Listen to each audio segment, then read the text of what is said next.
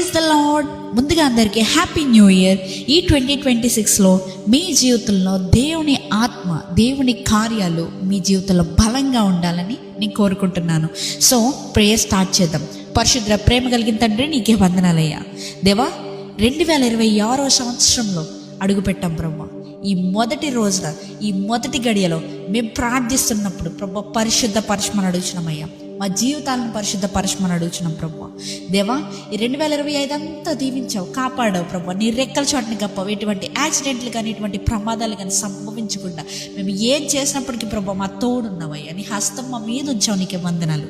ఇదిగో అయ్యా, ఈ సమయంలో 2026లో అడుగు పెట్టామయ్యా.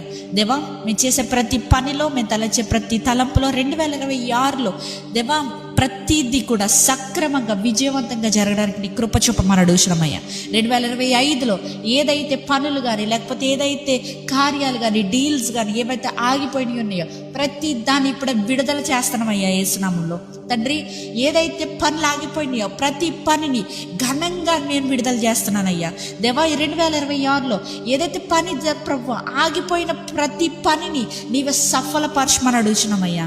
దేవా, అది ఫైనాన్షియల్ ప్రాబ్లమ్స్ అయినా అయి ఉండొచ్చు, లేకపోతే డీల్స్ అయినా అయి ఉండొచ్చు, బిజినెసెస్ అయినా అయి ఉండొచ్చు, ఎగ్జామ్స్ స్టడీస్ విషయంలో ప్రాజెక్ట్స్ అయినా అయి ఉండొచ్చు, ఏదైనా అయి ఉండొచ్చు ప్రభా. ఈ ప్రార్థనలు ఏకీపిస్తున్న సహోదరి లేకపోతే సహోదరుడు తన జీవితంలో ఆగిపోయిన ప్రతి బ్లెస్సింగ్ని ఈ 2026వ సంవత్సరంలో తను పొందుకొనును గాక అని ప్రకటిస్తున్నాను, ప్రవచిస్తున్నాను యేసునామంలో. దేవా, ఈ రోజంతా నీవే కాచి కాపాడండి దేవా. ఈ 2026వ సంవత్సరం అంతా నీ అభిషేకాన్ని కుమ్మరించమని నజరేయుడైన యేసుక్రీస్తు నామంలో అడిగి వేడుకొచ్చున్నాము పరలోకపు తండ్రి, ఆమేన్.